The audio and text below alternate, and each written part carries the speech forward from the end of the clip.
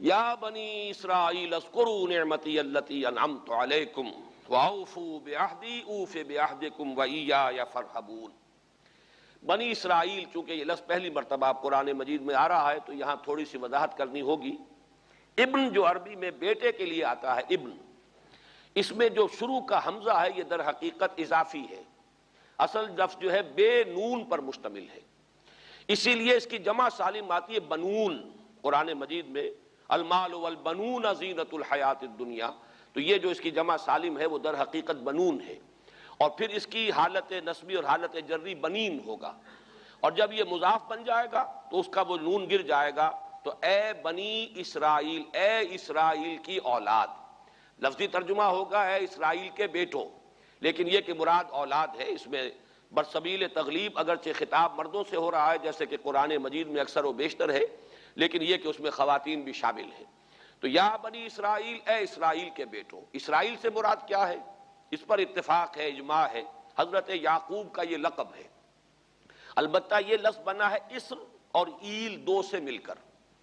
L کا لفظ جو ہے وہ عبرانی زبان میں الہ کے لیے ہے، الہ اور ایل ویسے بھی قریب قریب ہیں، اسی لیے تمام فرشتوں کے نام جبرائیل، میکائیل، اسرائیل، یہ تمام الفاظ کے ساتھ جو ایل آتا ہے یہ در حق اسماعیل، اسماعیل بھی سما اور ایل، چونکہ حضرت ابراہیم علیہ السلام نے دعا کی تھی پروردگار بیٹا عطا فرما، اس اعتبار سے جب اللہ تعالیٰ نے بیٹا عطا فرمایا تو اسماعیل نام رکھا، یعنی اللہ نے سن لیا۔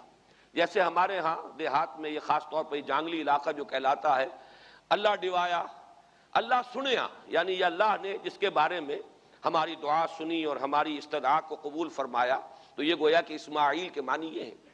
تو اسرائیل جو ہے اسر اور ایل سے مل کر بنا ہے۔ عبرانی اور عربی زبان کے بارے میں یہ اختلاف ہے، ایک رائے تو یہ ہے کہ ماں بیٹی کا رشتہ ہے، عربی زبان عبرانی سے نکلی ہوئی ہے، لیکن زیادہ اکثر محققین کی رائے یہ ہے کہ یہ دونوں بہنیں ہیں، کوئی اور کامن زبان تھی سیمیٹک لینگویج ابتدائی جس سے کہ یہ دونوں زبانیں پھر وجود میں آئی ہیں، گویا کہ ان کے درمیان رشتہ جو ہے وہ بہنیں ہونے کا ہے، ماں اور بیٹی کا نہیں ہے، لیکن ظاہر بات ہے کہ مشابہت اور ان کے اندر جو ہے قرب جو ہے اور مناسبت وہ بہت نمایاں ہے۔ اسر کے دو ترجمے کیے ہیں، یہودی علماء تو اس پر بہت زیادہ جزم کے ساتھ قائم ہے کہ اسر سے مراد ہے بطل، یعنی رجل عظیم، جواں مرد، بہت باہمت انسان، اس لیے کہ ان کے ہاں یہ عقیدہ ہے اور بڑی تحریف جو ہوئی ہے تورات میں، اس میں ایسی ایسی باتیں بھی ہیں۔ حضرت یعقوب کی جو مدح کی گئی ہے اس میں اس حد تک مبالغہ ہے کہ حضرت یعقوب کی اللہ تعالیٰ کے ساتھ کشتی ہوئی اور اللہ کو پچھاڑ لیا حضرت یعقوب نے، تو معلوم یہ ہوا کہ یہ تو بڑے بہادر اور بہت جری انسان، اس اعتبار سے وہ بطل اور رجل کا ترجمہ کرتے ہیں اسر کا، لیکن یہ کہ صحیح ترجمہ جو ہے وہ اسر کا ہے بندہ، عبد، اس لیے کہ عربی کا لفظ جو بنا ہے اسیر، اسیری، کوئی کسی کا غلام ہے، اسیر، اسی سے لفظ اسرہ بنا ہے، اسرہ ہے کنبہ، کنبہ بھی آپس میں جڑا ہوا ہوتا ہے، ان کے بندھن ہوتے ہیں دوستی کے، محبت کے، اخوت کے، تو اسی طریقے سے یہ اسر کا لفظ آتا ہے کسی بندھن کے لیے۔ اسیر جو ہے پچھلے زمانے میں جبکہ جیلوں کا رواج نہیں تھا تو اگر کسی شخص کے ذمے کسی کی کوئی رقم ہوتی تھی دینی تو اس شخص کو اس کے حوالے کر دیتے تھے، وہ اس کا ذاتی قیدی ہوتا تھا، ذاتی اسیر، اس کی تحویل میں رہتا تھا، جب تک کہ اس کے اعزاء اقارب آ کر وہ رقم ادا نہ کر دیں وہ شخص اس کی تحویل میں رہتا تھا، وہ اس کا اسیر ہوتا تھا۔ اس اعتبار سے غلام کے معنی میں یہ لفظ جو ہے مستعمل ہے، تو اسرائیل کا ترجمہ ہوگا عبداللہ۔ اذان تو میں عرض کر رہا تھا کہ اسرائیل کا ترجمہ ہوا عبداللہ، گویا کہ اب تک ہم نے یا بنی اسرائیل کا ترجمہ کیا اے اللہ کے بندے کی اولاد، مراد ہے حضرت یعقوب علیہ الصلوۃ والسلام۔ حضرت یعقوب حضرت اسحاق کے بیٹے ہیں، حضرت اسحاق حضرت ابراہیم علیہ السلام کے دوسرے بیٹے ہیں۔ حضرت ابراہیم کو پہلا بیٹا اللہ نے عطا فرمایا اسماعیل، اسی لیے میں عرض کر چکا ہوں سما اور ایل سے مل کر بنا ہے۔ جو دعا کی تھی انہوں نے، اس دعا کا پہلا جواب جو ملا ہے اللہ تعالیٰ کی طرف سے، اس کی مقبولیت کا جو ظہور ہوا وہ حضرت اسماعیل کی شکل میں۔ پھر یہ کہ حضرت سارہ کو بھی اللہ تعالیٰ نے اولاد دی اور حضرت اسحاق پیدا ہوئے۔ اس وقت یہ جو بشارت دی گئی ہے قرآن مجید میں متعدد مقامات پر آگے چل کر آئے گا کہ حضرت سارہ کے ہاں بھی اولاد ہونے کی جو بشارت حضرت ابراہیم علیہ السلام کو فرشتے دینے آئے تھے، اسی میں یہ بھی تھا کہ نہ صرف یہ کہ تمہیں ایک بیٹا عطا ہوگا بلکہ اس کے بعد پوتا بھی عطا ہوگا، گویا کہ ایک بہت جلیل القدر پوتا۔ اس اعتبار سے ایک رائے یہ ہے کہ یعقوب عقب سے بنا ہے، گویا کہ بشارت میں پہلے ہی سے شامل تھا حضرت یعقوب علیہ السلام کا ذکر بھی، کہ اسحاق کے بعد اسحاق کے ہاں ایک بہت جلیل القدر بیٹے کی ولادت ہوگی اور اس کا نام یعقوب ہوگا، یعنی اسحاق کے بعد آنے والا، بیٹے کے بعد جو پوتا آتا ہے۔ لیکن یہود کی رائے یہ ہے کہ حضرت یعقوب پیدا ہوئے ہیں اپنے بھائی عیسو کے ساتھ، یہ تمام بیٹے ہیں حضرت اسحاق علیہ السلام کے، دو بیٹے پیدا ہوئے بیک وقت، جڑواں بھائی۔ پہلے حضرت عیسو کی ولادت ہوئی ہے، اور تورات کے الفاظ یہ ہے کہ یعقوب اپنے بھائی عیسو کی ایڑیاں پکڑے ہوئے تولد ہوا۔ تو چونکہ حضرت عیسو کے بعد حضرت یعقوب کی ولادت ہوئی ہے، تو گویا کہ اس وجہ سے ان کا نام حضرت اسحاق نے یعقوب رکھ دیا، عقب میں آنے والا، بعد میں آنے والا۔ بہرحال حضرت یعقوب علیہ السلام کے پھر 12 بیٹے ہیں جن کی تفصیل پوری موجود ہے۔ یہ تاریخ جو ہے بڑی ریکارڈڈ ہے، اس لیے کہ بنی اسرائیل کی یہ تاریخ جو ہے books of the old testament میں اس کی پوری تفصیل موجود ہے۔ 4 بیویاں تھی حضرت یعقوب علیہ السلام کی، جن سے 12 بیٹے ہوئے، 3 بیویوں سے 10 بیٹے تھے، اور سب سے چھوٹی بیوی سے 2 بیٹے تھے، حضرت یوسف اور بنیامین، اور ان دونوں سے حضرت یعقوب علیہ السلام کو بڑی محبت تھی۔ حضرت یوسف سے چونکہ یہ تاریخ شروع ہوتی ہے اس اعتبار سے کہ انہیں ان کے بھائیوں نے کنویں میں ڈالا، پھر اللہ تعالیٰ نے وہاں سے ان کے نکلنے کا سامان کیا، پھر مصر پہنچایا، پھر مختلف مراحل سے گزار کر انہیں وہاں ایک بہت اونچی پوزیشن تک پہنچایا۔ تو حضرت یوسف علیہ السلام سے اس اعتبار سے ان کی تاریخ شروع ہوتی ہے۔ 1906 قبل مسیح میں حضرت یوسف علیہ السلام کی پیدائش ہے، جہاں تک صحیح اندازہ کیا جا سکا ہے۔ یوں سمجھئے کہ آج سے تقریباً 4000 سال قبل یہ حضرت یوسف کی پیدائش ہے، اور حضرت یوسف پڑ پوتے ہیں حضرت ابراہیم کے۔ ان میں اگر آپ 200-250 سال کا اور اضافہ کریں تو آج سے کوئی 4,2500 سال قبل کی شخصیت بنتے ہیں حضرت ابراہیم علیہ السلام۔ حضرت یوسف کے زمانے میں پھر جیسے کہ وہ تفصیل سورہ یوسف میں آئے گی، یہ پورا خاندان آ کر کنعان میں تھے، لیکن وہاں سے آ کر مصر میں آباد ہو گئے۔ مصر میں ان کا بڑا اعزاز ہوا، اکرام ہوا۔ اس کے خاص حالات تھے کہ مصر میں اس وقت جو بادشاہت تھی وہ اصل مصر کے لوگوں کی نہیں تھی، بلکہ یہ بھی سیمیٹک لوگ تھے جو جا کر جنہوں نے عراق وغیرہ کے علاقے سے ہی جا کر انہوں نے فتح کیا تھا مصر کو، لہٰذا انہیں فرعون نہیں کہا گیا قرآن مجید میں، وہ فرائنہ کا خاندان نہیں ہے، بلکہ وہ تاریخ میں ہکسوس کنگز کہلاتے ہیں۔ تاریخ مصر میں وہ 15واں خاندان کہلاتا ہے وہاں کے بادشاہوں کا، 15th ڈائنیسٹی، اور یہ چونکہ لوکل نہیں تھا اس لیے ان کو فرعون نہیں کہا جائے گا، بلکہ یہ ہکسوس کنگز چرواہے بادشاہ تھے کہ جو عرب کے ان علاقوں سے آئے تھے جزیرہ نما سے، اور وہاں سے وہ چرواہے تھے۔ ان کا تو پیشہ ظاہر بات ہے صحرا میں کیا ہوتا ہے، بھیڑیں بکریاں پالنا، لیکن انہوں نے آ کر مصر کو فتح کیا، وہاں ان کی بادشاہت ہو گئی۔ محسوس ایسا ہوتا ہے کہ ایک سیاسی پہلو موجود تھا۔ وہ جو بادشاہ مصر نے جس طریقے سے اعزاز کیا ہے حضرت یوسف علیہ السلام کا، پھر جو اختیار دیا، جو اقتدار دیا، جو ان کو حیثیت دی، پھر انہیں اجازت دی کہ اپنے پورے خاندان کو بلا لیں، اور پھر مصر کا بہترین جو زرخیز ترین علاقہ تھا وہ انہیں عطا کر دیا کہ یہاں آباد ہو جاؤ۔ جوشن کا علاقہ، یا گوشن بھی کہتے ہیں، جشن بھی کہتے ہیں، یہ جو نائل کا ڈیلٹا ہے کہ جو جا کر آپ کو معلوم ہے کہ دریا جو ہیں جب بہت سی شاخوں میں تقسیم ہو جاتے ہیں سمندر میں گرنے سے قبل، تو وہ ڈیلٹا جو ہے زرخیز ترین علاقہ ہوتا ہے۔ آرٹیفیشل اریگیشن کے اور نظام تو تھے نہیں، جہاں دریا ہی چھوٹی چھوٹی نہروں کی شکل اختیار کر لے وہاں گویا کہ وہ فطری طور پر جو ہے بڑے وسیع رقبے کے اندر اریگیشن ہو سکتی ہے۔ تو اس ڈیلٹا کے علاقے میں بہترین علاقہ ان کو دیا گیا، وہاں آباد ہو جاؤ۔ وہاں یہ رہے ہیں گویا کہ پیرزادوں کی حیثیت سے۔ ابھی ان کے پاس کوئی شریعت نہیں، ابھی کوئی کتاب نہیں ملی، ابھی صرف یہ ایک خاندان ہے، حضرت ابراہیم کی نسل کا ایک خاندان، اس لیے کہ حضرت ابراہیم کی نسل میں حضرت اسماعیل کی نسل ہے کہ جو عرب میں آباد ہو چکی ہے، ان کی نسل میں پھر حضرت اسحاق کے بیٹوں میں سے بھی عیسو کی نسل وہ اور جگہ پر آباد ہو چکی ہے۔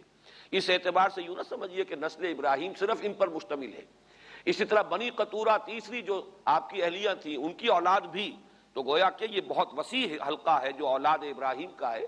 تو اولاد ابراہیم میں سے ایک شاخ ہے جو آ کر، یعنی حضرت یعقوب کے 12 بیٹے اور حضرت یعقوب بھی آ کر یہاں آباد ہو گئے، اور یہاں پھر یہ کچھ عرصے تک تقریباً 100-150 برس تک تو بڑے عیش میں رہے۔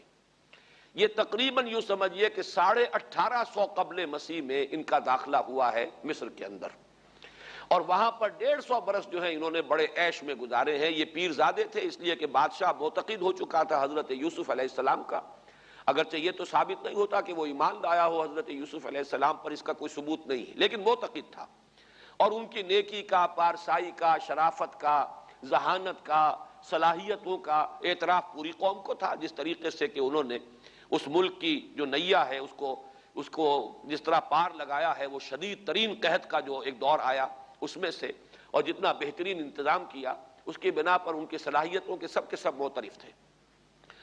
تو وہ 130 برس کی عمر میں غالباً ان کا انتقال ہوا ہے، اور 80 برس تک انہوں نے مصر پر گویا کہ جو سب سے زیادہ با اختیار شخص وہاں تھا بادشاہ کے بعد، بادشاہ اپنی جگہ پر تھا، لیکن یہ کہ جو بادشاہ کے بعد سب سے زیادہ با اختیار شخصیت تھی وہ حضرت یوسف کی تھی 80 برس تک۔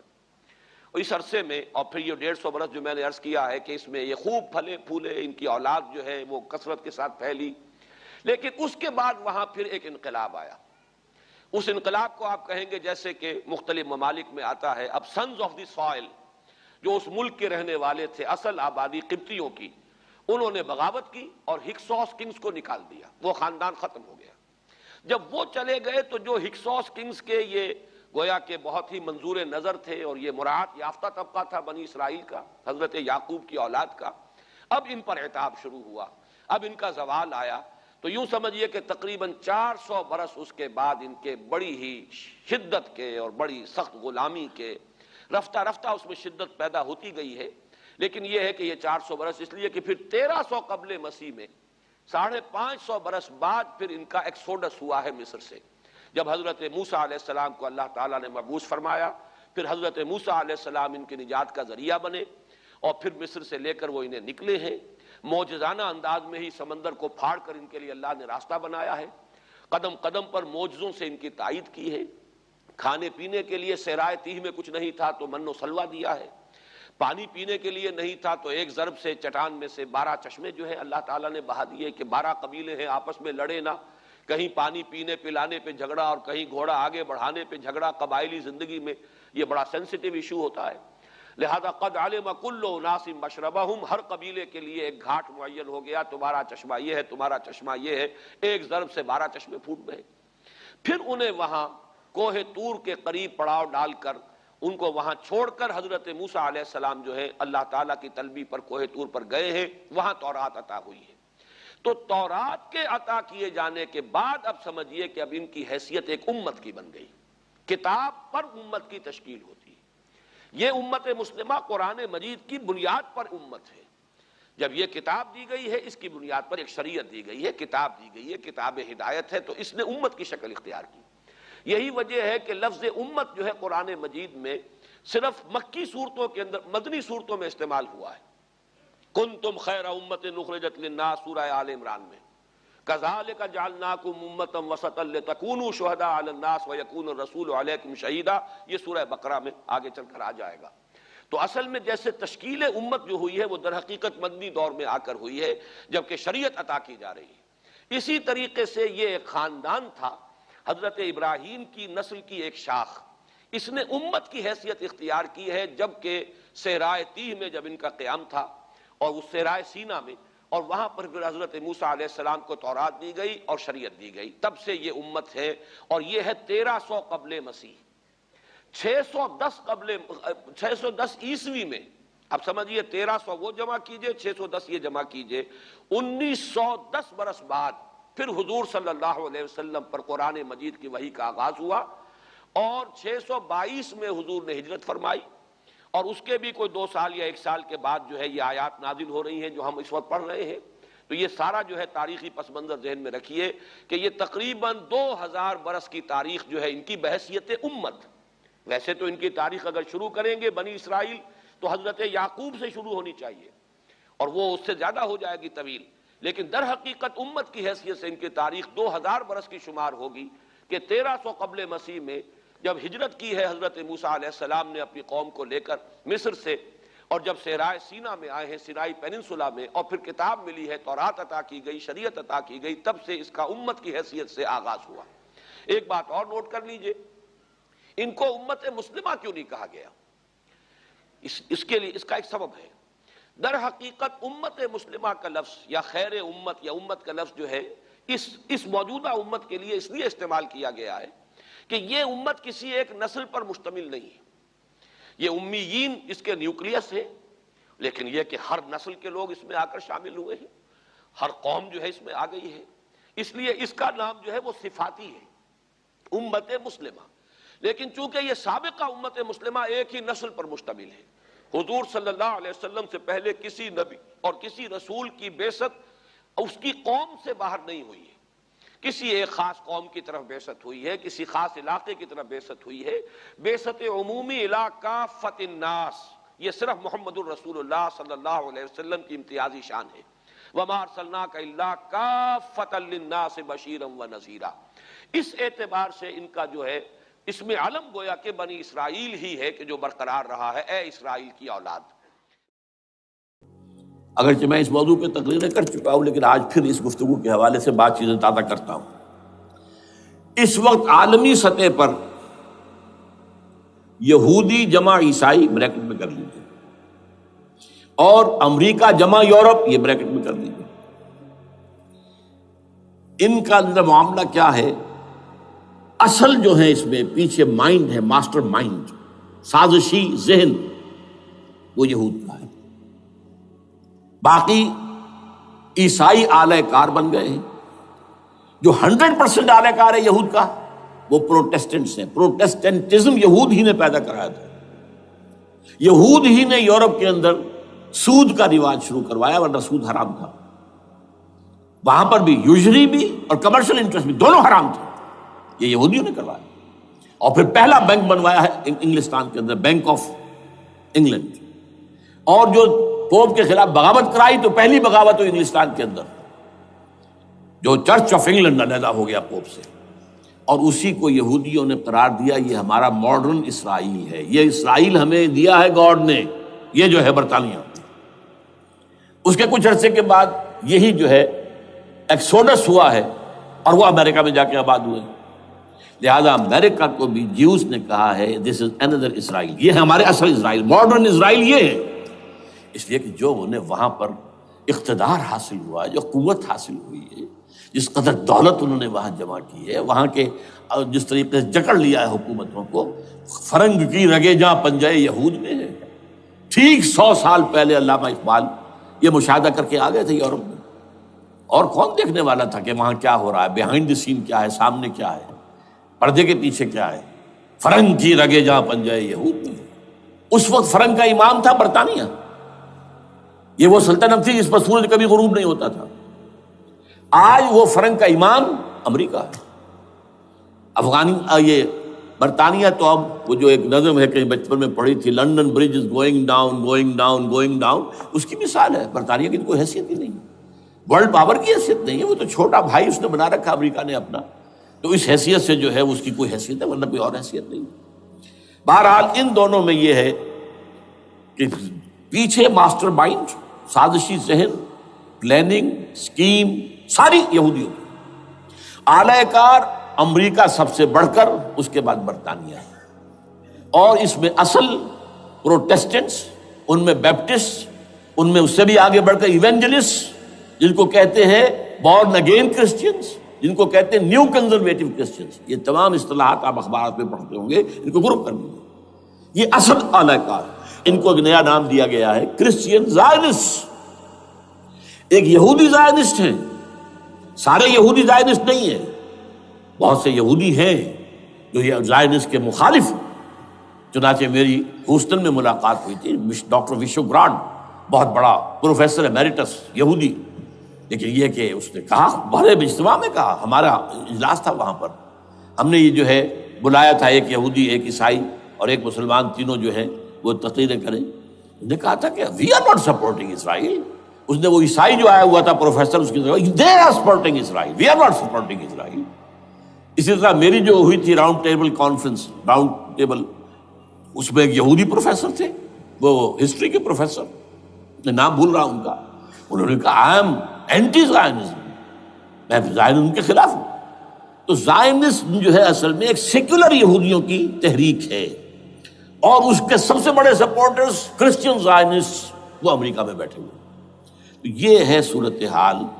یہ جان لیجئے کیتھولکس جو ہیں یہ اتنے پرو یہودی نہیں ہیں، اب رفتہ رفتہ وہ بھی اس کے اندر آ کر شامل ہو گئے۔ یورپ جو ہے زیادہ Catholics, Roman Catholics, Roman Catholics کا یہ بھی آپ نے جملہ پڑھ سنا ہوگا کہ یہ جو ترکی جو ہے ہمارا ملک، یہ جو کوشش کرتا رہتا ہے گھسنے کی یورپین یونین کے اندر، تو ایک دفعہ جان شراق نے کہا تھا، بڑا پیارا جملہ تھا، Why doesn't Turkey understand that we are a Christian club؟ یہ ہماری جو یونین ہے یورپین، یہ تو کرسچین کلب ہے، وہ مسلمان ہے، وہ کس وجہ سے آنا چاہتا ہے اندر؟ کیوں تو خود داخل ہونا چاہتا ہے؟ Why doesn't Turkey understand that we are a Christian club؟ لیکن یہ ہے رومن کیتھولکس، اور ان کا میں بعد میں آپ کو بتاؤں گا۔ یہی آپ کو معلوم ہے کہ یورپ نے عام طور پر اسرائیل کا اتنا ساتھ نہیں دیا جتنا جو امریکہ دیتا رہا ہے، اور کسی درجے میں ان کے دلوں میں سافٹ کارنر جو ہے عرب فلسطینیوں کے لیے بھی رہا ہے۔ یہ معاملہ ایران کے بارے میں بھی رہا ہے، جس قدر سٹرانگ ایکشن امریکہ لینا چاہتا ہے، یہ جو ہے اس کے ساتھ نہیں ہے۔ تو یہ تھوڑا سا فرق ہے، وہ میں اس کا ایک بنیاد بعد میں بتا دوں گا آپ کو۔ بہرحال ان کا ایک جو ایجنڈا ہے وہ دو، سمجھیے کہ دو اس کے نکات ہیں، دو رسیوں کے مانند یہ آپس میں بٹا ہوا ہے۔ پہلا، عالم اسلام کے مادی اور مالیاتی وسائل، خصوصاً تیل پر قبضہ، یہ ان کا دنیاوی اعتبار سے، دولت کے اعتبار سے، وسائل کے اعتبار سے اس وقت کا ایجنڈا ہے۔ ویسے تو اس سے اوپر وہ چاہتے ہیں پوری دنیا پر، وہ تو بات کی بات ہے، لیکن ابھی نہ وہ روس کو چھیڑ رہے ہیں نہ چین کو چھیڑ رہے ہیں۔ چین تو ان کا سب سے بڑا جو ہے بزنس پارٹنر ہے، سب سے بڑا، اور چین کو رفتہ رفتہ وہ اپنی لائن پر لا رہے ہیں۔ اب تو صرف یہ کہ وہ ایک پارٹی گورنمنٹ وہاں رہ گئی ہے جو کہ کمیونزم کے دور کی یادگار ہے، باقی ان کی جو اکانومی ہے وہ تو آ چکی ہے اسی رخ کے اوپر جو یورپ کی ہے، مغرب کی ہے۔ نمبر دو ایجنڈا کیا ہے؟ دنیا میں کہیں بھی اسلام کے بحیثیت ایک نظام زندگی ظاہر ہونے کا کوئی موقع نہیں دینا۔ We have to nip the evil in the bud at any cost۔ یہ ان کے ایجنڈے کا دوسرا بڑا حصہ۔ یہ دو ہے انٹرٹوائنڈ، جیسے آپ لڑیوں کو بٹ دے کر رسی بناتے ہیں، ایسے یہ دو لڑیے ہیں۔ اسلام کا پولیٹیکل سوشو اکنامک سسٹم کہیں نہ آ جائے دنیا میں، ہو نہ جائے آشکارا شر پیغمبر کہیں، یہ ابلیس نے کنکلوڈ کیا ہے، وہ جو ابلیس کی مجلس شورا ہے، ہو نہ جائے آشکارا شر پیغمبر، کہیں ایسا نہ ہو کہ پیغمبر کی شریعت دنیا کے سامنے آ جائے، پیغمبر کا نظام آ جائے۔ الحذر، آئین پیغمبر سے 100 بار الحذر، حافظ ناموس زن، مرد آزما مرد آفری، یہ معاشرتی نظام ہو گیا۔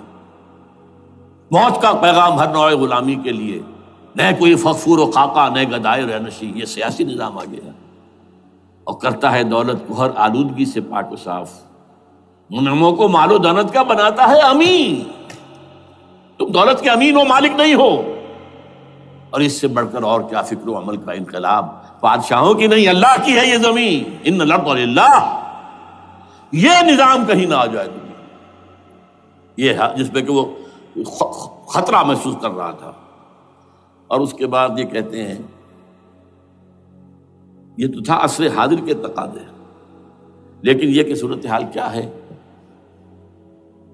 ہو نہ جائے آشکارا شرع پیغمبر کہیں، ہے یہی، یہ معاملہ اس طرح رکھو کہ خود مومن ہے محروم یقین، یہ غنیمت ہے کہ خود مومن ہے محروم یقین۔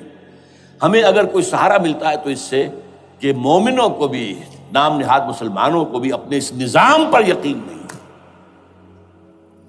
وہ نماز پر یقین رکھتے ہیں، روزے پر رکھتے ہیں، زکوٰۃ کو بھی دو اللہ تعالیٰ جس کو توفیق دیتا ہے، حج کرتے ہیں، عمرے کرتے ہیں، یہ ہے سب، لیکن یہ کہ یہ غنیمت ہے، چشم عالم سے رہے یہ پوشیدہ یہ آئین تو خوب۔ وہ ابلیس کہتا ہے کہ یہ آئین چشم عالم سے پوشیدہ رہنا چاہیے، یہ غنیمت ہے کہ خود مومن ہے محروم یقین۔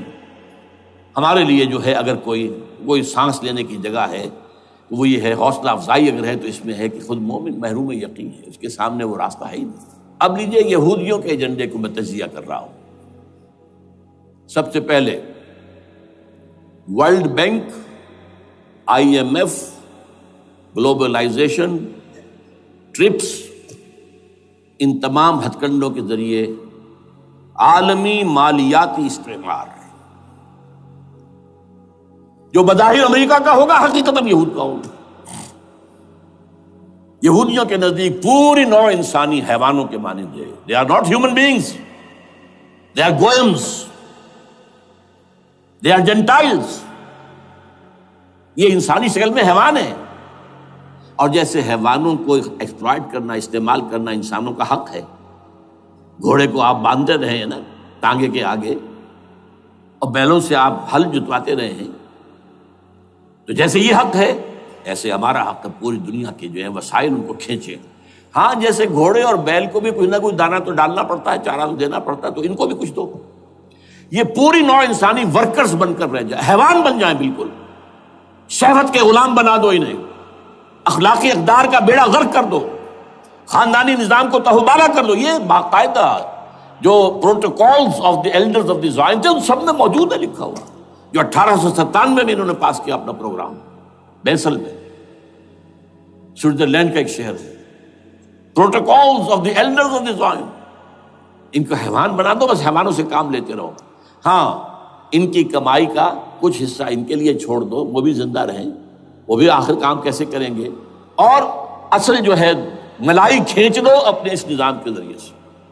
World Bank, I M F, stock exchange, TRIPS, globalization, اس کے ذریعے سے عالمی مالیاتی استعمار۔ نمبر 2، ایک ہے ان کا ایجنڈا، یہ تو عالمی ہے، دوسرا ایجنڈا کیا ہے؟ وہ لوکل ہے۔ وہ کیا ہے؟ گریٹر اسرائیل کا قیام، جس میں مصر کا سارا زرخیز علاقہ شامل ہوگا، جو ڈیلٹا کا علاقہ کہلاتا ہے اس کا، جہاں کے اس وقت کے بادشاہ نے، حضرت یوسف علیہ السلام کے زمانے کے بادشاہ نے، وہ فرعونہ کے خاندان میں سے نہیں تھا، وہ عرب تھا، عربوں ہی سے کسی وقت کوئی قوم آئی تھی جو کہ مصر پر قابض ہو گئی تھی، اس نے حضرت یوسف کے خاندان کو لا کے وہاں آباد کیا، بہترین جشن کا علاقہ کہلاتا ہے، بہترین۔ وہ کہتے ہیں ہمارا ہے، ہم رہے وہاں پر کئی 100 برس تک رہے، عراق ہمارا ہے، وہاں ہمیں قید میں رکھا گیا، نبوکدنضر دے گیا تھا۔ عرب کا شمالی حصہ جو ہمارا ہے، وہاں خیبر میں یہودی قلعے تھے، اور وہاں مدینے کے اندر جو ہے 3 قبیلے یہودی تھے جنہیں محمد نے صلی اللہ علیہ وسلم نے وہاں سے نکال باہر کیا تھا۔ یہ جارڈن یہ ترکی کا بھی کچھ حصہ ہمارا ہے، باقی پورا لبنان اور پورا فلسطین، یہ سب اس کے اوپر بنے گا ایک greater Israel. This is there local agenda, اور اس کے لیے ضروری ہے ایک بہت بڑی جنگ، ایسے آسانی سے نہیں ہو جائے گا۔ آرمگیڈون، جس کو حضور نے فرمایا الملحمۃ العظمیٰ، الملحمۃ الکبریٰ، بہت بڑی جنگ، جس کی خوفناکی اور تباہ ناکی کا اندازہ اس سے کیجئے، حضور فرماتے ہیں کہ اگر ایک باپ کے 100 بیٹے یا ایک دادا کے 100 پوتے ہوں گے تو ان میں سے 99 ختم ہو جائیں گے، ایک بچے گا۔ اور ایک جگہ فرماتے ہیں اتنی اموات ہوں گی، اتنی لاشیں ہوں گی کہ ایک نفاست پسند پرندہ جو ہے، جو گندگی پہ نہیں اترنا چاہتا، ایک تو ہے یہ کوے، چیلیں، گدھ، وہ تو گندگی ہی کی تلاش میں ہے مردار کھانے کے لیے، وہ تو لاشوں کو نوچ رہے ہوں گے۔ وہ پرندہ جو ہے نفاست پسند پرندہ، وہ نہیں اتر سکے گا، اڑتا اڑتا چلا جائے گا، لیکن لاشوں کا سلسلہ ختم نہیں ہوگا، یہاں تک کہ تھک ہار کر لاشوں پر گر جائے گا۔ یہ دور نہیں ہے، اس لیے کہ اس پر متفق ہیں یہودی بھی اور عیسائی، پروٹسٹنٹس عیسائی اس کے اوپر پوری طرح متفق ہیں۔ آرمگیڈون، جسے آپ 3rd ورلڈ وار کہہ لیں، الملحمۃ العظمیٰ کہہ لیں، الملحمۃ الکبریٰ کہہ لیں حضور کے الفاظ میں، یہ آئے گی۔ اس کے نتیجے میں گریٹر اسرائیل بنے گا۔ نمبر 3، پھر بنے گا 3rd ٹیمپل، جو ٹائٹس نے گرا دیا تھا 70 میں، سن 70 عیسوی، جسے گرے ہوئے کتنا عرصہ ہو گیا؟ 2008، اندازہ کر لیجئے 1800 کتنے برس ہو چکے۔ وہ دوبارہ بنائیں گے 3rd ٹیمپل، اور اس کے لیے مسجد اقصیٰ کو گرائیں گے اور ڈوم آف دی راک، قبۃ الصخرہ، وہاں لا کر پھر اس میں کنگ ڈیونز تھرون لا کے رکھا جائے گا۔ یہ بھی میرے علم میں پہلی مرتبہ اسی ٹرمپٹ رسالے سے آیا۔ وہ کیا ہے؟ حضرت داؤد کا۔ آج سے کتنے ہزار سال پہلے کی بات ہے، اندازہ کیجیے، 1000 قبل مسیح، اور یہ اب 2000 ہو گیا عیسوی، 3000 برس تو ہو گئے۔ وہ کیا تھا؟ ایک پتھر تھا جس پر بٹھا کر حضرت داؤد کی تاج پوشی کی گئی تھی، پھر اسی پر حضرت سلیمان کی تاج پوشی ہوئی، پھر اسی پر ان کے بادشاہ آتے رہے، تاج پوشی ہوتی گئی۔ ٹائٹس نے جب گرایا ہے سن 70 عیسوی میں، یروشلم کو برباد کیا، 1,33,000 یہودی ایک دن میں قتل کیے، ایک دن میں، باقی نکال دیا، بھاگ جاؤ یہاں سے۔ اس کو کہتے ہیں diaspora, that started in 70 AD، یہ منتشر ہو گئے، جس کا جہاز سنگھ سمایا چلا گیا، یورپ میں چلے گئے، شمالی افریقہ میں، مسلمان ملکوں میں، انڈیا میں آ گئے، ایران میں آ گئے، سب جگہ وہاں سے نکال دیے گئے، ڈائسپورا۔ بہرحال وہاں سے وہ ٹائٹس وہ پتھر لے گیا، وہ روم میں لے گیا، روم سے کسی طرح وہ آئرلینڈ پہنچ گیا۔ آئرلینڈ پیور کیتھولک ملک ہے، آپ کو معلوم ہوگا، اور وہاں پر پروٹیسٹنٹس کی اور کیتھولکس کی جنگیں ہوتی رہتی ہیں۔ کبھی بھی شیعہ سنی مسلمانوں کی اس طور سے خانہ جنگی نہیں ہوئی ہے جیسے کہ وہاں ان دو عیسائیوں میں، کیتھولکس اور پروٹیسٹنٹس میں ہوتی ہے۔ وہ رومن کیتھولک ملک ہے بیچ میں۔ وہاں سے وہ انگلینڈ میں آیا، انگلینڈ میں جب آ گیا، بلکہ وہاں سے اسکاٹ لینڈ سے انگلینڈ میں پھر اس کو ایک کرسی کے اندر اس کی سیٹ کی حیثیت سے بنا کر ایک تھرون کی شکل دے دی گئی، اور وہ جو ویسٹ منسٹر ایبے ہے، برطانیہ کے پارلیمنٹ کے ساتھ جو چرچ ہے، ویسٹ منسٹر ایبے، وہاں اس کو لا کے رکھ دیا گیا۔ اس وقت سے برطانیہ کے بادشاہوں اور ملکاؤں کی تاج پوشی وہاں ہوتی ہے۔ تو ایک یہ ہے کہ پھر اس کو لا کر وہاں رکھیں گے۔ اب یہاں سے اختلاف ہے، یہ نوٹ کر لیجیے، یہاں تک عیسائیوں کا، یہودیوں کا ایجنڈا ایک، یہاں اختلاف ہے۔ یہودیوں کے نزدیک ان کا مسیح آئے گا اور وہ وہاں بیٹھ کر پوری دنیا پر راج کرے گا۔ وہ مسیح جس کی خبر دی گئی تھی شروع کی کتابوں میں، جو تورات کی ابتدائی کتابیں ہیں، وہ تو حضرت مسیح کی شکل میں آ گئے۔ دی پروفیسی واز فلفلڈ۔ یہودیوں نے نہیں مانا، انہیں تو قرار دیا جادوگر ہے، کافر ہے، مرتد ہے، ولد الزنا ہے، اور اپنے بس پڑتے سوری پر چڑھا دیا۔ وہ دوسری بات ہے، اللہ نے کیا کیا، وہ ایک علیحدہ مسئلہ ہے۔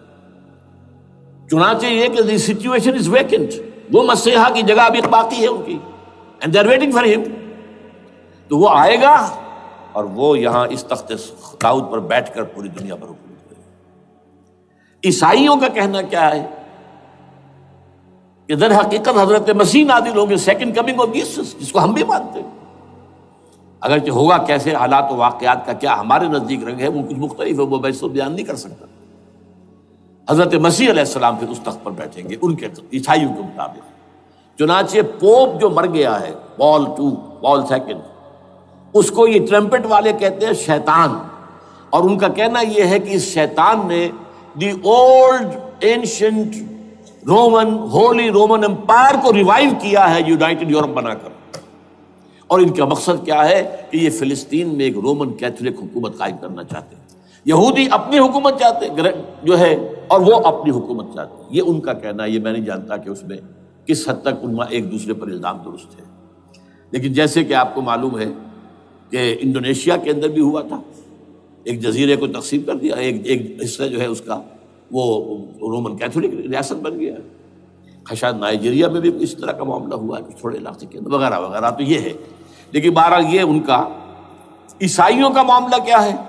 میں نے جیسا کہ بتایا کہ یہ تو اس ایجنڈے کے اندر متفق ہے، اور عیسائی بھی ورلڈ ڈومینیشن، مالیاتی جو ہے استعمار، اس کے لیے کوشاں ہیں۔ لیکن ان کے نزدیک حضرت عیسیٰ ابن مریم آئیں گے علیہ الصلوۃ والسلام، اور وہ حکومت کریں گے۔ اس پورے ڈرامے کا اسکرپٹ پورا یہودیوں کا لکھا ہوا ہے، اور انہی کی سازش اس پورے ڈرامے کے پیچھے ہے۔ البتہ بظاہر اس ڈرامے کا بڑا کیریکٹر جس سے آپ ہیرو کہیں وہ امریکہ ہے، اور اس کے تابع یورپ بھی ہے. یہ ہے عالمی سطح پر معاملہ اس وقت. ویسے میری 2 کتابیں جو ہیں اس پر کتابچے ہیں. 4 سال پہلے میں نے اسی مقام پر 2 تقریریں کی تھی. ایک موجودہ عالمی حالات اور اسلام کا مستقبل. وہ دوسرا حصہ جو میں اس وقت نہیں چھیڑ رہا، ہوگا کیا اصل میں، جس میں یہ ہے کہ کہیں اسلامی ریاست قائم ہو، خلافت کا نظام قائم ہوگا کہاں ہوگا یہ میں بحث نہیں کر رہا. حضرت مہدی کا ظہور ہوگا، وہ آئیں گے عرب کے اندر. پھر یہ ہے کہ وہ جو گریٹر اسرائیل کے خلاف جہاد ہوگا، اور اللہ کرے گا کہ رفتہ رفتہ یہ ممالک جو ان سے لے لیے جائیں گے، یہاں تک کہ بالآخر ایک یہودی اعلان کر دے گا میں ہوں مسیح، جس کو کہ عیسائی بھی کہتے ہیں اینٹی کرائسٹ، اور یہ کہتے ہیں یہ بیپٹسٹ بھی کہ اینٹی کرائسٹ جو ہے وہ یہودی ہوگا.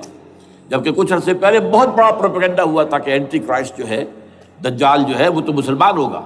نہیں، لیکن وہ کہتے ہیں کہ ہوگا، یہودی ہوگا. اور پھر اس یہودی کو قتل کریں گے حضرت مسیح، دی ریئل مسیح، اصل مسیح جو اٹھا لیے گئے درمیان میں، وہ آئیں گے اور ان کے ہاتھوں دجال بھی قتل ہوگا، اور پھر مسلمانوں کے ہاتھوں ایک ایک یہودی ختم ہوگا.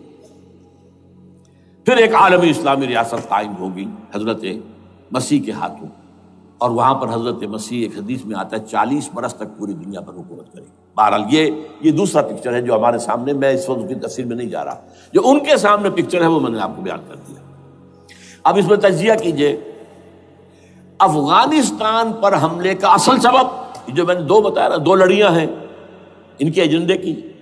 ایک اسلام کہیں ظاہر نہ ہو جائے، اسلام کا نظام ظاہر نہ ہو جائے، اور ایک مسلمانوں کے مالیاتی، خاص طور پر تیل کے وسائل پر قبضہ.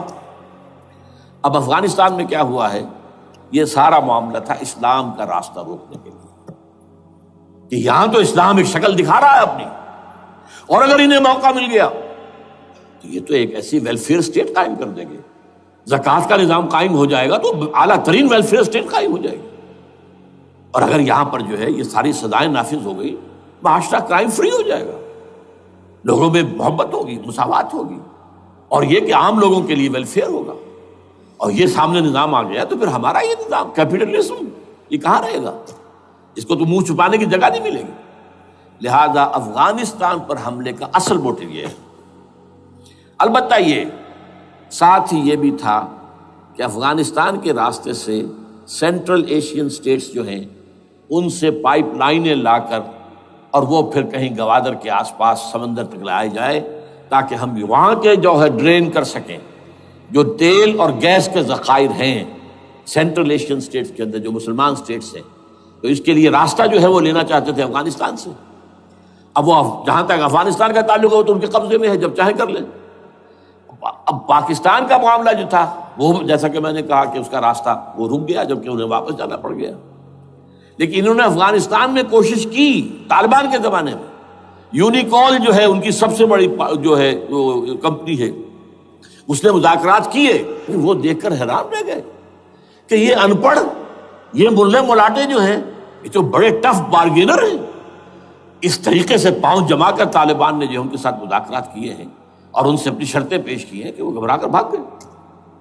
یہ صورتحال بھی تھی افغانستان پر قبضہ کرنے میں. لیکن یہ ہے کہ اصل کیا تھا کہ وہ اسلام کی کوئی شکل دنیا کے سامنے نہ آنے پائے، جو ان کا میجر ہے. اسی لیے پورا عالم کفر جمع ہے، امریکہ، یورپ، روس، چین، سب جمع ہے. بھارت تو ہے ہی ہے، یہ سب جمع ہے.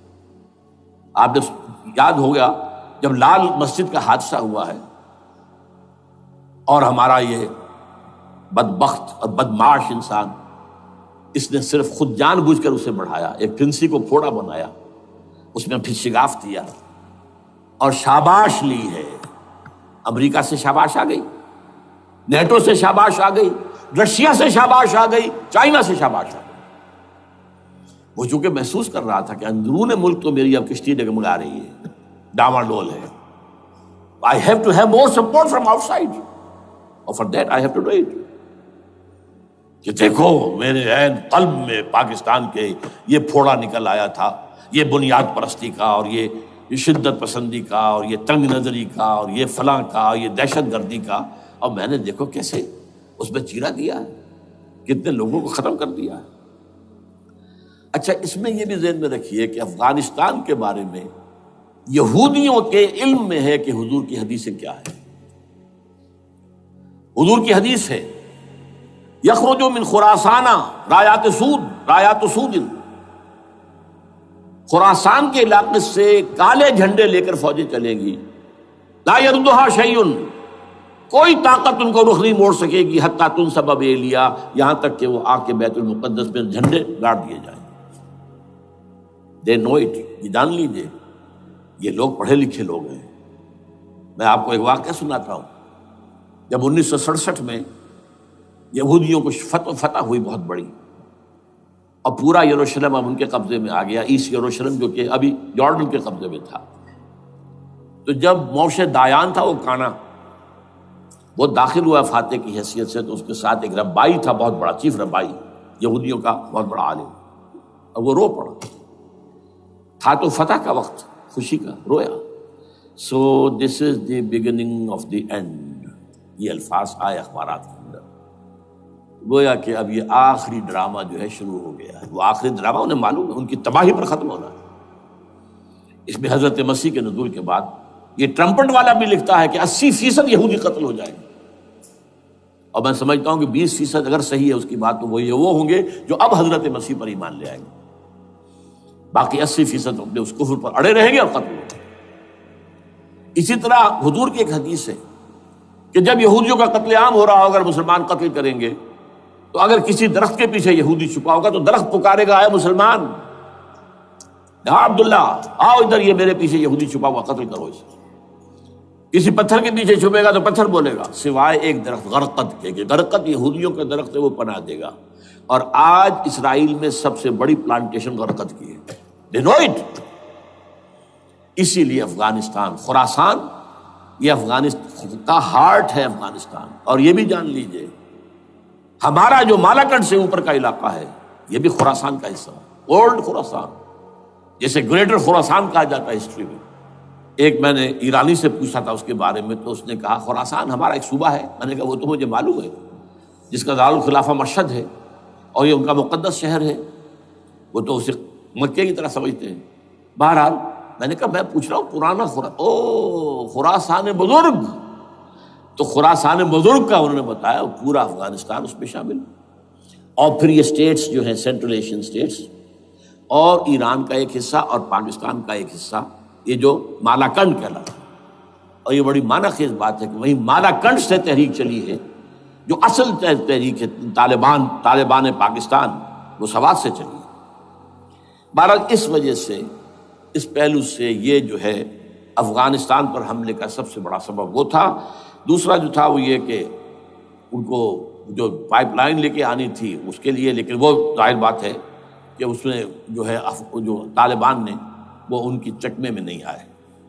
اس پر ایک کتاب ہے کہ جو انگریزی میں ہے عابد اللہ جان کی، Afghanistan the genesis of the last crusade.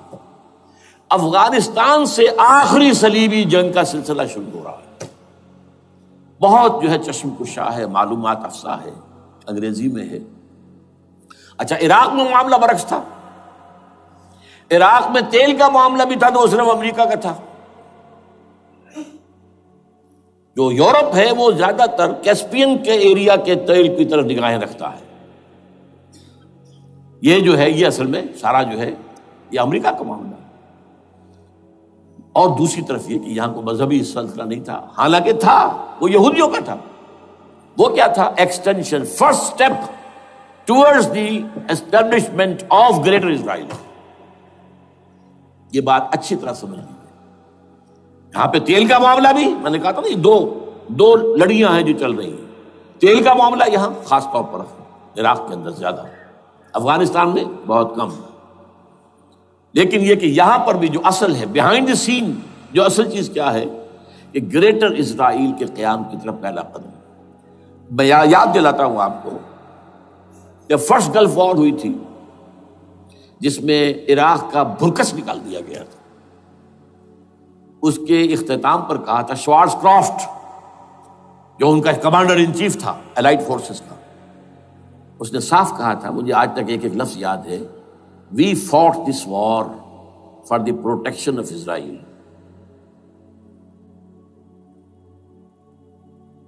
اور اب جو ابھی ہوا معاملہ، جب صدام گرا ہے، اس کا مجسمہ بھی گرا ہے، تو اس کے بعد وہ شخص، وہ بدبخت، وہ خبیث جو ابھی پڑا ہوا کومے میں،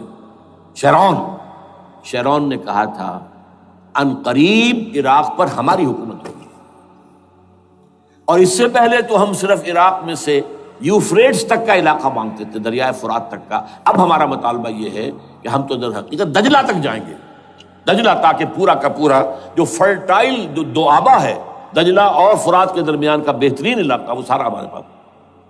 اس سے آپ اندازہ کر لیجئے کہ یہ دونوں چیزیں جو ہیں دونوں جگہ موجود ہیں۔ وہاں مذہبی زیادہ ہے افغانستان کا، لہذا یہاں بہت بڑی جو ہے کولیشن بن گئی۔ عراق میں تو وہ کولیشن نہیں بن سکی، یورپ بھی ساتھ نہیں آیا، یورپ بھی ساتھ نہیں آیا، امریکہ had to go it alone, اسے کرنا پڑا ہے۔ زیادہ سے زیادہ کوئی ٹوکن، آسٹریلیا کا کوئی ٹوکن معاملہ جو ہے وہ برطانیہ کا کچھ شاید ٹوکن ٹائپ جو ہے، وہی یہ کامن ویلتھ پرانی جو ہے چلی آ رہی ہے، اس میں شاید کینیڈا کا، باقی تو کوئی نہیں۔ یہ جو آل ورلڈ کولیشن بنی تھی وہ افغانستان کے خلاف کیوں ہے؟ یہاں سے اسلام کی ریسرجنس کا اندیشہ ہے۔ یخرج من خراسان رایات سود لا یردها شیء حتی تنصب بایلیا۔ حضور کے زمانے میں ایلیا جو ہے وہ کن کے قبضے میں تھا؟ عیسائیوں کے۔ اس کے بعد ہمارے قبضے میں آیا، لیکن پھر کروسیڈرز نے ہم سے لے لیا تھا، اور 88 برس وہ عیسائیوں کے پاس رہا، 1099 عیسوی سے لے کر 1187 تک۔ اب پھر یہود کا قبضہ ہے، پہلے عیسائیوں کا تھا، اب یہود کا۔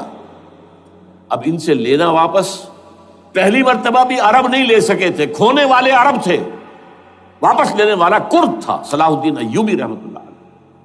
اب بھی کھونے والے عرب ہیں، مصر اور شام اور اردن، تینوں کا مقابلہ کیا اس نے، اسرائیل نے، اور قبضہ کیا پورے ویسٹ بینک پر، گولان ہائٹس پر، سینائی پیننسولا پر، اور یہ کھو دیا ہم نے اپنے ہاتھ سے۔ اور اب بھی عربوں میں تو کوئی دم نہیں ہے، کوئی جان نہیں ہے، ان کو عیاشیوں نے، دولت مندی نے بالکل تباہ و برباد اور کھوکھلا کر کے رکھ دیا۔ بہرحال یہ جو چیزیں میں نے آپ کو بتائی ہیں، یہ تو وہ پلانز ہیں جو سب شیاطین جن و انس کے پروگرام ہیں۔ وہ جیسے کہ کبھی کہا تھا خمینی صاحب نے، شیطان بزرگ، دی گریٹسٹ شیطن، امریکہ، اصل میں امریکہ، اور اس کے پیچھے حقیقت میں یہود، سامنے امریکہ، پیچھے یہود۔ بالفعل کیا ہوگا یہ تو پھر اللہ ہی جانتا ہے کیا ہوگا۔ وَمَكَرُوا وَمَكَرَ اللَّهُ، کافر اپنی چالیں چلتے ہیں، اللہ اپنی چال چلتا ہے۔ اور سَنَسْتَدْرِجُهُم مِّنْ حَيْثُ لَا يَعْلَمُونَ وَأُمْلِي لَهُمْ إِنَّ كَيْدِي مَتِينٌ۔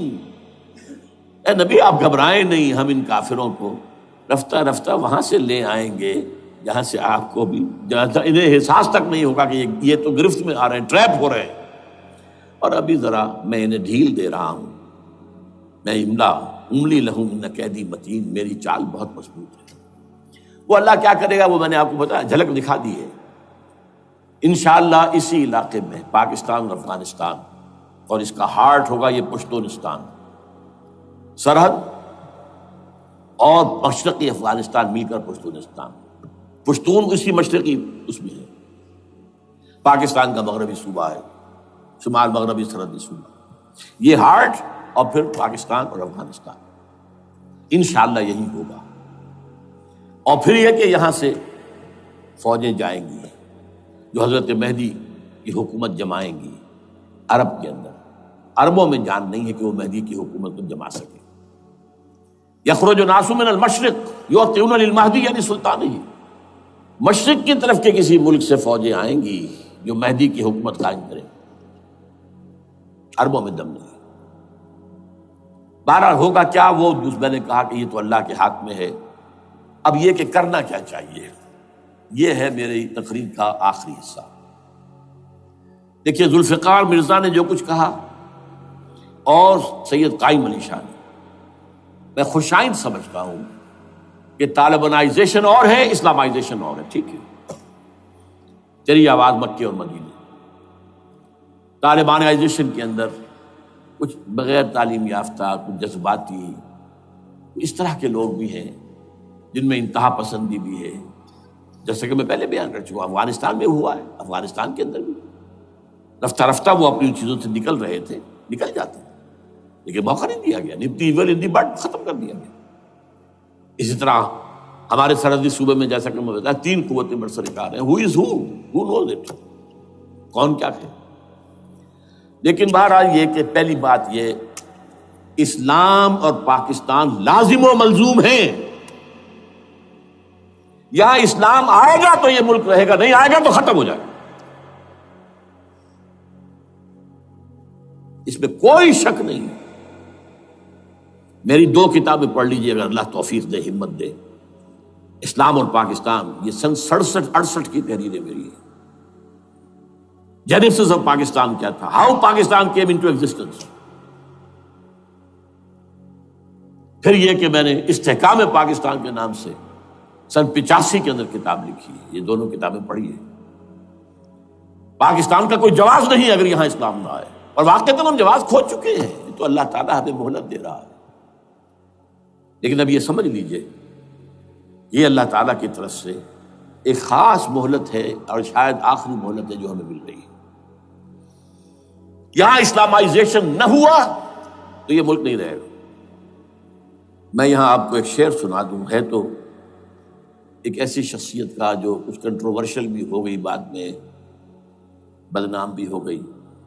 ایک زمانے میں جماعت اسلامی کے بڑے مخلص کارکن تھے وہ، مولانا کوثر نیازی. انہوں نے ایک بڑا تلخ شعر کہا تھا، اسلام کو اگر تیری فضا راس نہ آئے، اے میرے وطن تجھ کو کوئی آگ لگائے. ہمیں اسلام چاہیے، اور اسلام نہیں آئے گا تو یہ ملک نہیں رہے گا. کوئی زرداری، کوئی نواز شریف اس ملک کی بقا کی ضمانت نہیں دے سکتا. اس کی بقا ہے اگر تو اسلامائزیشن میں. 61 سال کی ہماری بے وفائی اللہ کے ساتھ کیے ہوئے وعدے کی، اس کا ایک عذاب ادنا ہم جھیل چکے ہیں. 71 یاد کی سن 71، پاکستان 2 لخت، 93,000 مسلمان پاکستانی بھارت کی قید میں بھیڑوں بکریوں کی طرح ہانک کر لے جائے گئے، ٹرکوں میں بھر بھر کر، جیسے کہ ڈیرہ غازی خان سے بھیڑیں بکریاں آتی ہیں لاہور میں ذبح ہونے کے لیے. کنسنٹریشن کیمپس میں ہمارے ٹائیگر نامی جرنیل نے پیش کیا اپنا ریوالور. کتنے لوگ مارے گئے، کتنا فساد ہوا. مسلمان کے ہاتھوں مسلمانوں کا خون کتنا ہوا. یہ اللہ کا ایک خاص عذاب ہوتا ہے. میں نے وہ آیت آپ کو سنائی تھی، قل هو القادر على ان يبعث عليكم عذابا من فوقكم او من تحت ارجلكم. اے نبی سے کہہ دیجیے اللہ اس پر قدرت رکھتا ہے، جب چاہے تم پر کوئی عذاب اوپر سے بھیج دے، تمہاری زمین کے نیچے سے نکال دے. زلزلہ آیا تھا کہ نہیں؟ او یلبسکم شیعا، ایک تیسری شکل بھی ہے. نہ اللہ آسمان کو کوئی تکلیف دے، نہ زمین کو. زمین پھٹے گی تو آدمی جائے گا نا اندر، بلکہ تمہیں گروہوں میں تقسیم کر کے، او یلبسکم شیعا فیذیق بعضکم بعض بعض، تو ایک دوسرے کی قوت کا ایک دوسرے کو مزہ چکھائے. تم خود ایک دوسرے کے گلے کاٹو. ہمیں کسی اور قوم کو تکلیف دینے کی ضرورت نہیں ہوگی. یہ کام ہمارے ساتھ ہو چکا ہے 1971 میں. بہرحال اب اس کے بعد بھی تاخیر تو ہماری جو کی تو ہے. اب ہم اس جگہ پر پہنچ گیا کہ شاید اب عذاب الاکبر آنے والا ہے. وہ آیت بھی میں نے شروع میں پڑھی تھی، وَلَنُذِيقَنَّهُم مِّنَ الْعَذَابِ الْأَدْنَىٰ دُونَ الْعَذَابِ الْأَكْبَرِ لَعَلَّهُمْ يَرْجِعُونَ.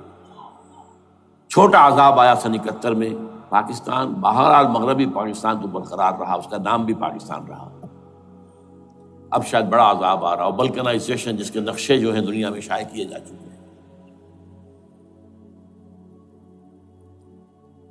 اور اس اسلامائزیشن کے لیے جو میں کہہ رہا ہوں کہ اس کے بغیر یہاں پاکستان نہیں رہے گا، اس کے لیے اس کی جو دستوری، تدریجی، قانونی، پرامن اگر راستہ اختیار نہ کیا گیا تو ملیٹنسی بڑھے گی. یہ رکنے والی نہیں ہے. یہ جو اوپر کا جو علاقہ ہے، ایک ٹرائنگل ہے جس کا نقشہ کھینچا ہے ایک بہت بڑے مصری ادیب اور مورخ نے، شکیب ارسلان ان کا نام تھا. انہوں نے کہا ہے کہ یہ پامیر سطح مرتفع جو ہے، پامیر جسے روف آف دی ورلڈ کہا جاتا ہے، اس سے پہاڑوں کے سلسلے نکلتے ہیں. کوئی چین کی طرف چلا گیا، کوئی تبت کی طرف چلا گیا، جو قراقرم ادھر آ گیا پاکستان کی طرف، ہمالیہ آ گیا پاکستان انڈیا کی طرف، ادھر ہندو کش چلا گیا افغانستان میں. یہ سب جیسے کہ ایک جو پہیا ہوتا ہے اس کے جو لگے ہوتے ہیں اسپوکس جنہیں کہتے ہیں. اس نے کہا کہ ایک طرف ہمالیہ اور ایک طرف ہندو کش، اس کے درمیان میں جو قوم رہتی ہے، اب نوٹ کر لیجیے، یہ ہمالیہ کا اینڈ جو ہے مغربی، وہ کیا ہے، یہ نتیا گلی وغیرہ اسی کا حصہ ہے. اس کے بعد ختم، دریائے سندھ بہ رہا ہے، لیکن اوپر جا کر وہ ٹرن دیتا ہے رائٹ کو، تو پھر اب وہ قراقرم اور ہمالیہ کے درمیان جاتا ہے، یہاں تک کہ انڈیا سے جو اس کا داخلے کا راستہ آ جاتا ہے. لیکن یہ جو ہے یہ درمیانی راستہ، یہ اصل میں ہندو کش ادھر اور ہمالیہ ادھر، اس کے درمیان جو قوم آباد ہے. اور اس ٹرائنگل کا بیس ہے مالاکنڈ کا پہاڑ، مالاکنڈ، ہمالیہ، ہندو کش. اس ٹرائنگل میں جو قوم آباد ہے، شکیب ارسلان کہتا ہے اگر پوری دنیا میں اسلام کی نبضیں ڈوب جائیں تب بھی یہاں کے لوگوں میں اسلام کی نبض چلتی رہے گی.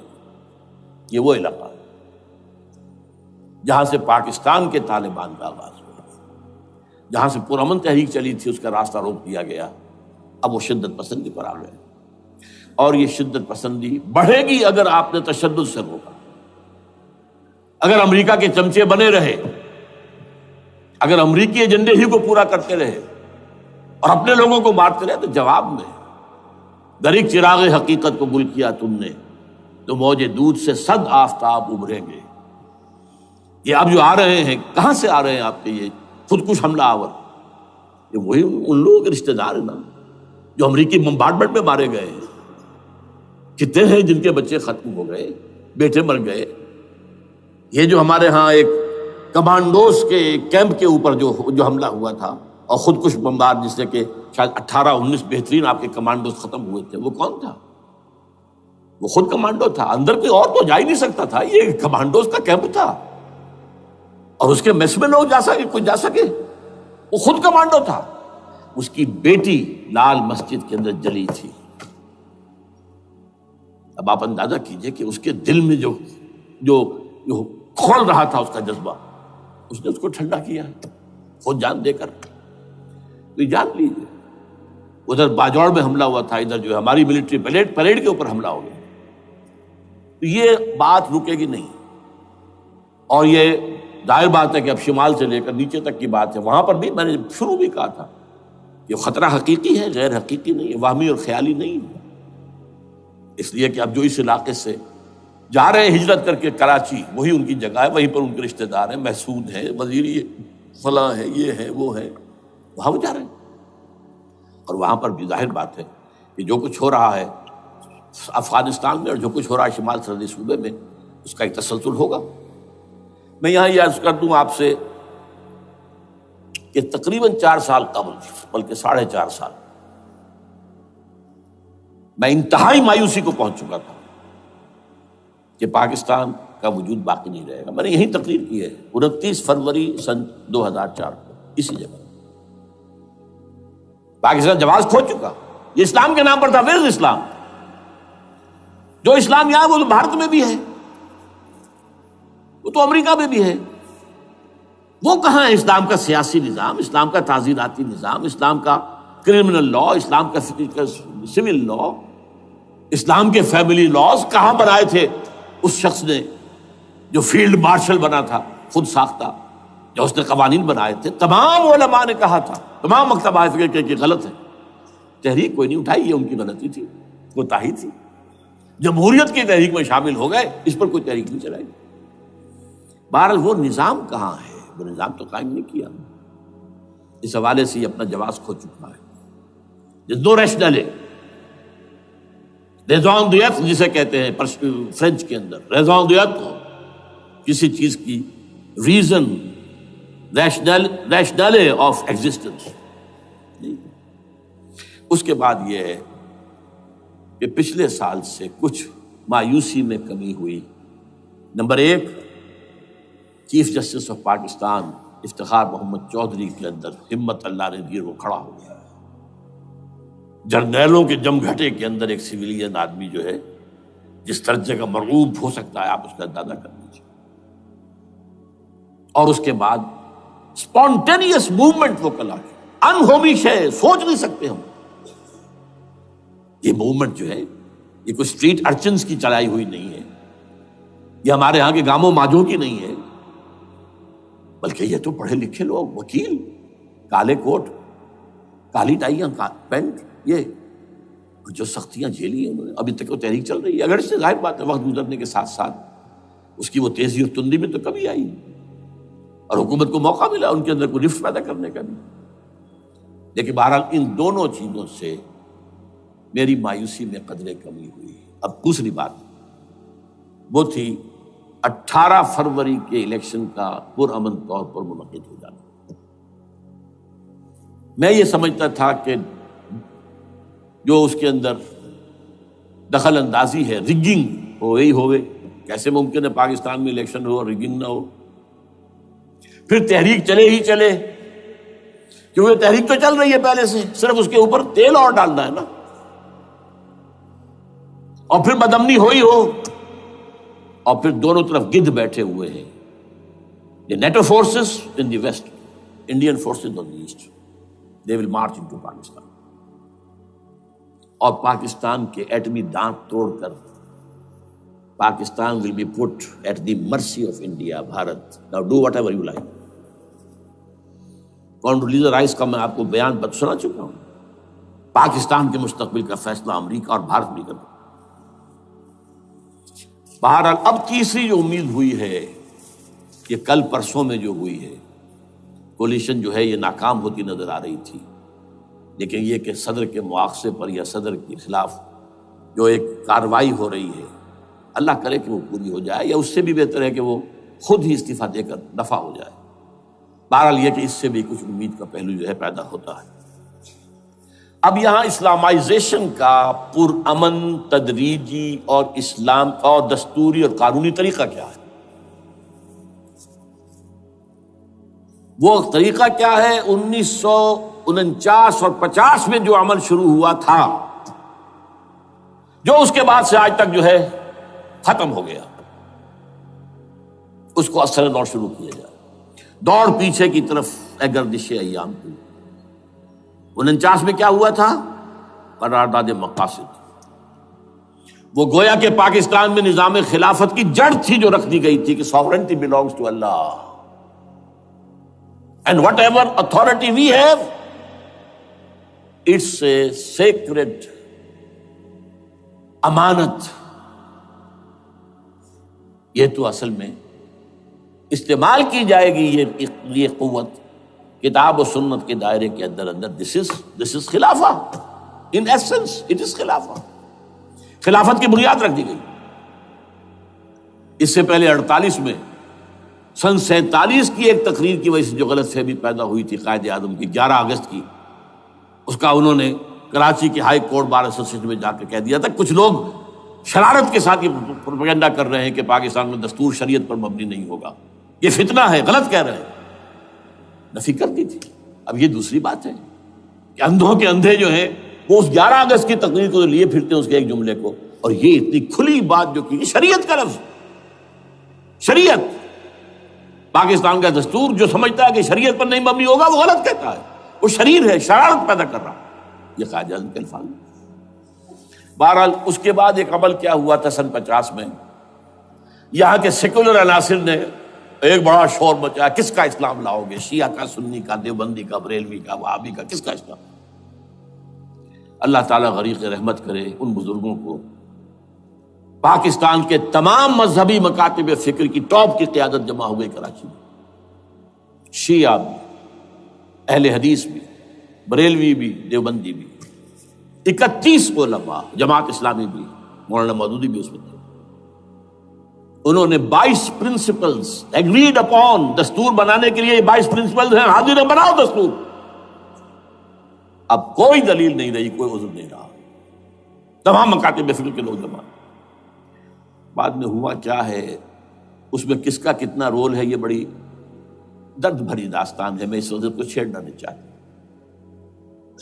حاصل کیا ہے، وہاں سے ہمارا پروسیس ڈیریل ہوا، کچھ اپنوں کے کیے، کچھ بیرونی دباؤ کے تحت. قرارداد مقاصد کی سزا دی گئی لیاقت علی خان کو، تم نے پاس کرائی ہے. اسے ایسے قتل کیا گیا کہ سراغ تک نہیں ملا کہ کس نے قتل کیا. یہ ایسے تو نہیں ہوتا، اس میں پیچھے بڑے بڑے کریکٹرز، بڑے بڑے کردار. اب اس کے بعد وہ عمل کیسے شروع ہو؟ ضیاء الحق نے جو ایک ادارہ قائم کیا تھا فیڈرل شریعت کورٹ، اصولی اعتبار سے بہترین قدم تھا. وہ کیا تھا؟ یہ شریعت کورٹ ہے، اس میں کوئی شخص لائے پیٹیشن کہ پاکستان کا فلاں قانون جو ہے میں ثابت کرتا ہوں کتاب و سنت کے منافی ہے، یا کورٹ سو موٹے لے لے کسی بھی معاملے کو، ایگزسٹنگ جو قوانین ہیں ان کا جائزہ لے کہ اس میں یہ پورا قانون یا اس کی یہ شق جو ہے یہ خلاف شریعت ہے، اس پر آرگومنٹ ہو، دونوں طرف کے دلائل ہوں، علماء بھی آئیں، وکلاء بھی آئیں، بحث کریں. شریعت کورٹ کا تو میدان ہوتا کھلا. بالآخر اگر کورٹ فیصلہ دے دے کہ ہاں یہ ایگزسٹنگ قانون یا جو قانون قابل زیر غور ہے بننے جا رہا ہے یہ خلاف شریعت ہے یا جزون شریعت کے خلاف ہے، تو وہ اسے کینسل کر دے گا اور کہہ دے گی کورٹ کہ اگر یہ مرکزی معاملہ ہے تو مرکزی حکومت، صوبائی معاملہ تو صوبائی حکومت اتنی مدت میں 3 4 6 مہینے کے اندر اندر اس کی آلٹرنیٹ لیجسلیشن کر لے، جیسے ہی مہلت ختم ہوگی یہ قانون ڈیفنکٹ ہو جائے گا. اصولی اعتبار سے اس سے زیادہ صحیح اسکیم کوئی نہیں سوچ سکتا، آج بھی میں قائل ہوں. لیکن یہ بدبختی تھی اس شخص کی، ضیاء الحق کی، اس کو بالکل غیر مؤثر کر دیا. 2 ہتھکڑیاں پہنا دی، 2 بیڑیاں پہنا دی. کانسٹیٹیوشن آف پاکستان آپ کے دائرۂ کار سے خارج ہے، یہ سیکریٹ کاؤ ہے، ہاتھ نہ لگانا. جو جوڈیشل پروسیجرل لاز ہیں، ضابطۂ دیوانی، ضابطۂ فوجداری، یہ بھی تمہارے دائرے سے خارج ہے. مالی معاملات 10 سال تک خارج، اور فیملی لاز مستقل خارج. انا للہ و انا الیہ راجعون.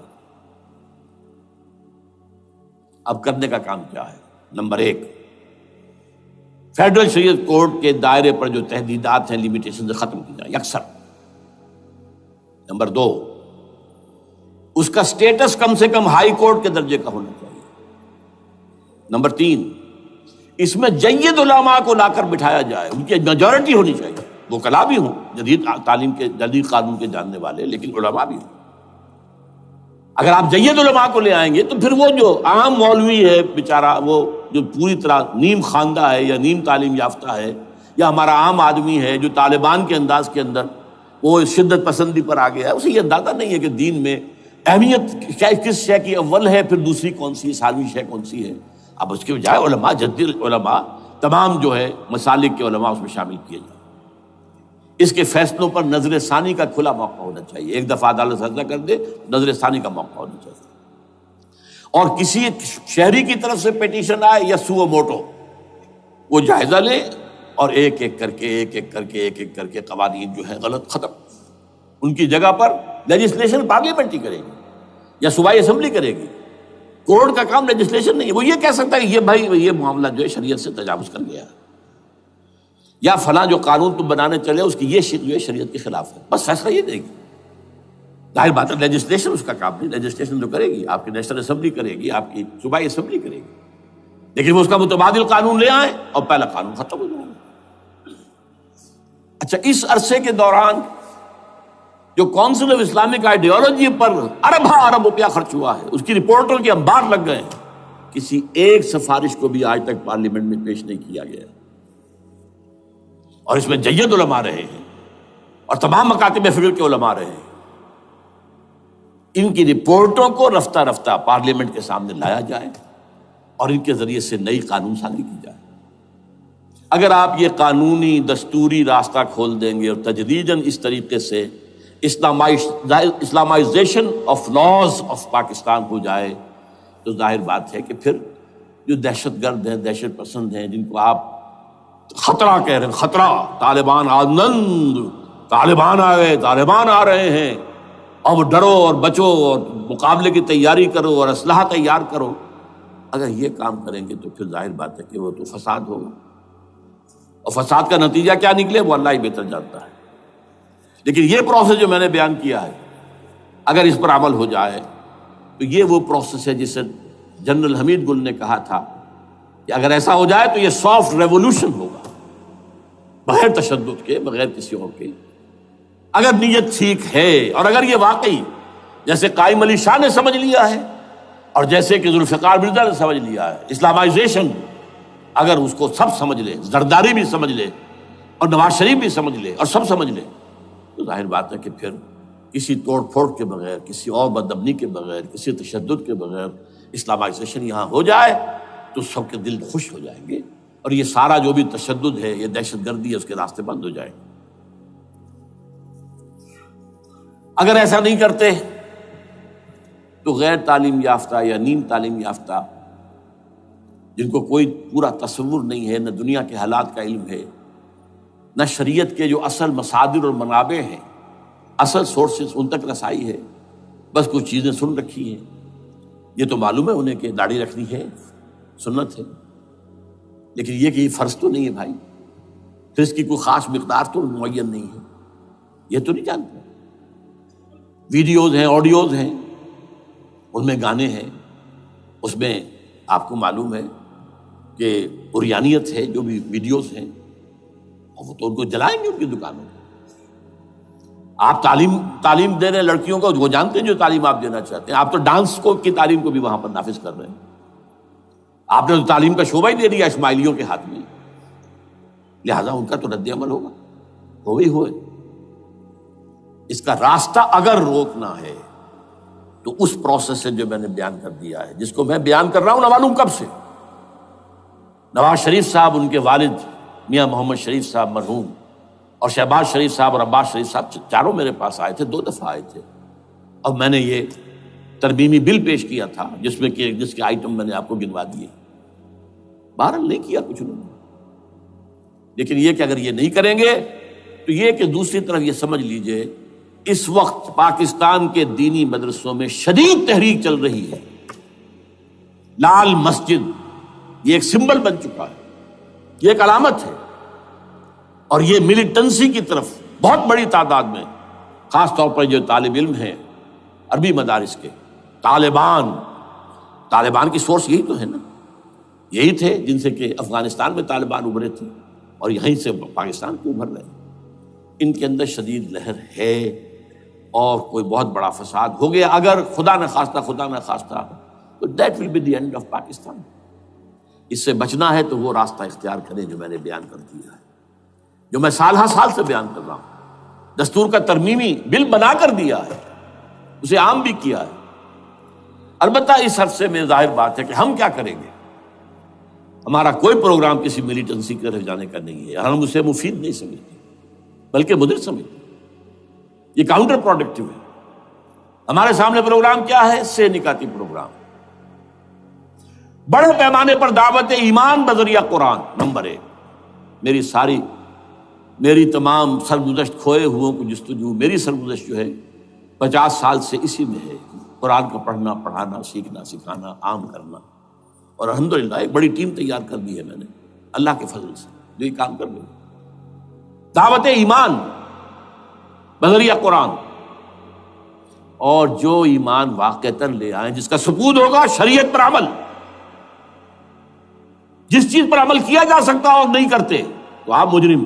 ہاں ظاہر بات ہے اس ایک حصہ ایسا ہے جس پر آپ عمل نہیں کر سکتے جب تک کہ نظام نہ بدل جائے۔ چور کا ہاتھ میں نہیں کاٹ سکتا، آپ نہیں کاٹ سکتے، لیکن جتنے پر عمل ممکن ہے اس پر عمل۔ ایسے لوگوں کو آرگنائز کیا جائے، بیعت کا نظام، مسنون نظام، قرآن میں معصور، مسنون، منصوص، یہ سارا نظام اس کی بنیاد، ایک آدمی کا وہ آدمی کہے کہ بڑھو تو بڑھو، وہ کہے کہ رک جاؤ تو رک جاؤ۔ نمبر 3، ان لوگوں کا تزکیہ، اور میں بتا چکا ہوں تزکیہ اور تربیت۔ تزکیہ کس بات کی؟ کوئی امنگ، کوئی ولولہ، کوئی مقصد، کوئی تمنا دل میں نہ رہے سوائے اللہ کی رضا کی۔ حکومت مطلوب نہ ہو، اقتدار مطلوب نہ ہو، مال و دولت مطلوب نہ ہو، اللہ کی رضا اور آخرت کی فلاح۔ ہر تمنا دل سے رخصت ہو گئی۔ حضرت مجذوب کا مصرع، اب تو آجا، اب تو خلوت ہو گئی، اے اللہ تو آجا میرے دل میں، میرے دل سے ہر تمنا نکل چکی ہے، خلوت ہے۔ اور تربیت کس کی؟ کہ تیاری ہو جائے اس بات کی کہ تن من دھن سب لگا دیں گے، جان بھی دے دیں گے جب موقع آئے۔ چوتھا کیا؟ کہ جب تک یہ تعداد کافی نہ ہو، یہ نہیں ہے کہ 150 آدمی لے کر کسی ایک جگہ پر کسی لال مسجد کو ہم مرکز بنا کر بیٹھ جائیں، نعرہ لگا دیں، ملک گیر جماعت، اور وہ بھی معتدل تعداد پہ، وہ جب تک نہیں ہوتی تو ہم یہی 3 کام کریں گے، یہی 3 کام کریں گے۔ دعوت ایمان بذریعہ قرآن، تنظیم بذریعہ بیعت، مسنون بیعت، تزکیہ اور تربیت کرتے رہیں گے۔ بانشہ درویشی در ساز دمادم زن، دمادم زن، دمادم، یہی کام کرتے رہو، کرتے رہو، کرتے رہو۔ نو ملیٹنسی، نو الیکشنز۔ لیکن جب تعداد کافی ہو گئی تو ایک منظم اور پرامن مطالباتی اور احتجاجی تحریک، توڑ پھوڑ نہیں، گھراؤ جلاؤ نہیں، جیسے گاندھی نے شروع کی تھی، نمک بناؤ تحریک، سول ڈس اوبیڈینس، لیکن کسی نے کوئی توڑ پھوڑ نہیں کی تھی۔ اپنے سر ان کے پھوٹے ہیں، بڑے سے بڑے لیڈروں کے، مولانا ابوالکلام آزاد اور پنڈت جواہر لال نہرو کے سر پھٹے ہیں، ہزارہ لوگ جیلوں میں گئے ہیں، انہوں نے کسی کو کچھ نہیں کہا۔ اسی کا نقشہ ایرانیوں نے دکھایا، 20,000 سے لے کر 30,000 تک جانیں دے دی، ہتھیار نہیں اٹھائے، اس لیے کہ ہتھیار بھی استعمال کرو گے تو اوپر جو حکومتیں ہیں ان کے پاس تو بے تحاشا فوج ہے، ان کے پاس ٹینک ہے، ان کے پاس ہوائی جہاز ہیں، ہیلی کاپٹرز ہیں، گن سے بھرے ہیلی کاپٹرز ہیں، کیا کیا نہیں ہے۔ پرامن منظم مطالباتی اور احتجاجی تحریک۔ اللہ کرے کہ ہمیں اس کے لیے جو مہلت درکار ہے وہ مل جائے۔ ہمیں معلوم نہیں کہ کہیں وہ مہلت ختم ہی نہ ہو رہی ہو، لیکن اگر ہم آخری سانس تک اس کام میں لگے رہیں گے تو انشاءاللہ اللہ تعالیٰ کے ہاں ہم معذور قرار پائیں گے۔ اللہ تعالیٰ جو ہے ہمیں درگزر ہم سے فرمائے گا کہ جو کچھ میں کر سکتا تھا اللہ میں کرتا رہا، آخری دم تک کرتا رہا۔ اگر یہ ہے تو اپنی تو کامیابی ہے، باقی کیا ہوتا ہے ملک کا میں کچھ نہیں کہہ سکتا، اللہ بہتر جانے۔ اقول قولی ھذا واستغفر اللہ لی ولکم ولسائر المسلمین والمسلمات۔